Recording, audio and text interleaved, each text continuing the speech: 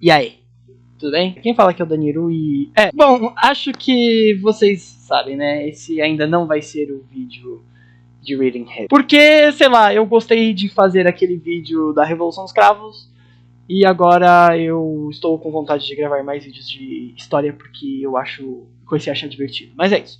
Ou seja, o vídeo ainda vai demorar e eu não garanto que vai... Como eu disse, eu não garanto que vai ficar bom porque eu estou procrastinando muito para usar o Vegas para qualquer coisa que não seja editar o meu áudio. Bom, enfim, como vocês viram no último vídeo, existiam capítulos muito intancáveis na história do mundo. Porém, tem um país na Europa que não é Portugal, mas é extremamente intancável. Muitos idolatram esse país. Alguns condenam com uma certa razão por causa do seu passado. E esse país é o Reino Unido, Alemanha. Enfim, hoje nós vamos falar sobre um capítulo muito intancável da história alemã. Exatamente. Hoje nós iremos falar de uma república que durou 7 meses. Exatamente, 7 meses de um país. O quê? Vocês não sabem do que eu estou falando? Pois é, hoje nós vamos falar da Bayerische Republik ou Münchener Republik. O quê? Você não entendeu eu falando em chucrutês? Então, sente-se aí e hoje nós vamos falar da República Soviética da Baviera. Então, é o seguinte, é apenas 30 minutos. Outra informação de opinião.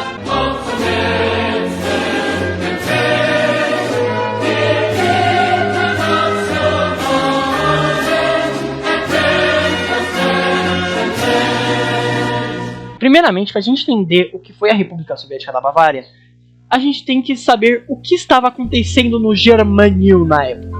E, para resumir, mais ou menos para a segunda metade do século XVIII, um cara chamado Otto von Bismarck decidiu unificar a Alemanha, o que claramente tirou boa parte da autonomia da Bavária, que era um reino muito importante do sul da atual Alemanha. Esse reino continuou tendo uma certa autonomia, tanto que eles ainda eram comandados pela família Wittelsbach, mas, no fundo, quem verdadeiramente governava era os Hohenzollern, que era a casa real da Alemanha. No final, a Alemanha se meteu na Primeira Guerra Mundial, piririm, pororão, pá. Enfim, depois disso tudo, chegamos no final de 1918 e bom...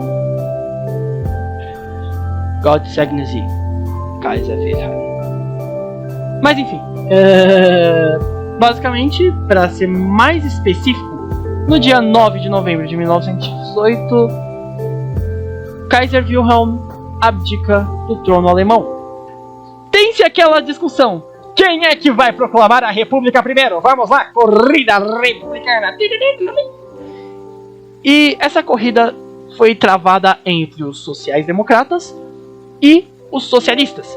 E no final quem venceram foram os sociais-democratas e foi proclamada a República de Weimar. E... vocês não querem lembrar desse episódio. Mas os socialistas não quiseram ficar para trás. E durante a Revolução de Novembro, mais especificamente no aniversário de 1 ano da Revolução Bolchevique, um alemão chamado Kurt Eisner, do chamado Unabhängige Sozialdemokratische Partei Deutschlands, ou Partido Social Democrata Independente da Alemanha, declarou a Bavária como um Estado livre. Yay! E enfim, os Wittelsbach foram expulsos depois de 700 anos comandando a Bavária. Oh, povo de sorte, hein? Enfim, nesse dia, o Eisner virou um ministro-presidente da Bavária.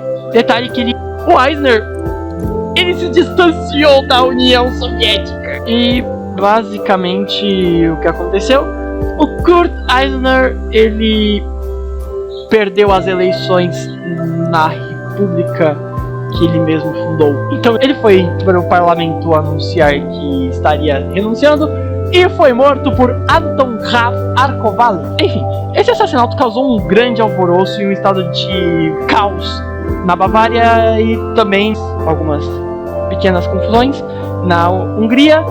Comunistas e anarquistas tomaram o poder e realmente começaram a querer se unificar mais com a União Soviética. Enfim, detalhe especial que eu esqueci de falar. Basicamente, até aqui, a República Soviética da Bavária, ela era somente chamada de República da Bavária.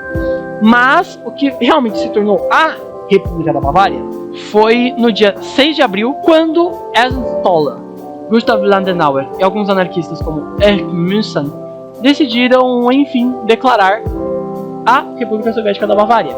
E uma pequena coisa que Toller, ele era péssimo com a política e ele foi incapaz de restaurar a ordem. Enfim, essa república ela foi muito maluca, cara. Resumidamente, os membros do governo eram basicamente um bando de gente burra. Por exemplo, o deputado de Relações Exteriores, ele tinha sido admitido várias vezes em hospitais psiquiátricos e declarou guerra à Suíça. Isso não ouviu errado. Ele declarou guerra à Suíça. Por quê? Porque a Suíça se recusou a ceder 60 locomotivas à República. Enfim, o regime de Toller colapsou 6 dias depois, e depois Eugen Levine, que era visto como um suposto Lenin alemão, simplesmente se tornou presidente. Em resumo, ele não quis colaborar com o exército, de fato, da cidade, e fez o seu próprio exército, que era chamado de Rote Armee, e era comandado por Rudolf Egenhofer. Que, bem, a Rote Armee ele era basicamente uma versão bootleg da Krasnaya Armia. E ela era basicamente composta por um bando de desempregados voluntários, chegando a um limite de 20 mil homens. No final, a Rote Armee começou a prender vários supostos contra-revolucionários, e no dia 29 de abril, 8 homens, incluindo um príncipe chamado Gustavo von Thurn und Taxis, foram acusados de serem espiões de direita e foram executados. Agora, quando é que foi o fim da República Soviética da Bavária?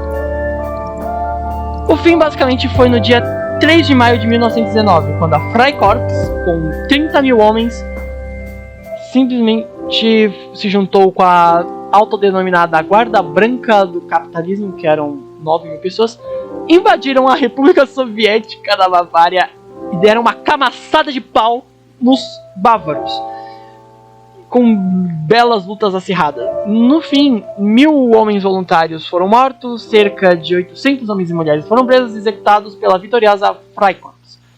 Eugen estava entre um desses executados, tendo sido condenado pela morte de Thurn e Taxis, entre outros 7.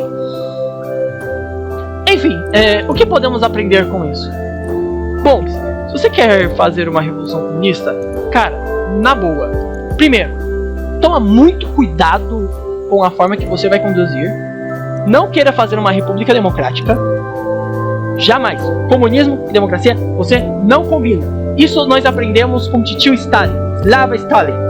Se tem 30 mil negros da Freikorps e mais 9 mil da Guarda Branca do Capitalismo batendo na sua porta, se rende, vai ser mais rápido. E jamais mate um príncipe alemão, porque você pode ser executado por isso. E também, nunca, repito, nunca coloque no seu governo um cara que passou por hospitais psiquiátricos e declara guerra à Suíça. E outra dúvida que pode ter ficado na cabeça de vocês é: beleza, o que diabos aconteceu com a Baviera? Resumidamente, ela só foi reanexada à República de Weimar, virou a queridinha do Führer, e hoje é mais um estado alemão qualquer, que às vezes quer se separar, às vezes quer se manter normal. E é isso. Espero que vocês tenham gostado do vídeo. Se vocês tiverem outro tema maluco pra trazer aqui, é só dizer aqui. E é isso, caras. Eu agradeço por terem ficado até aqui. E é isso. Um grande abraço em vocês. Muito obrigado, valeu e fui. Tchau.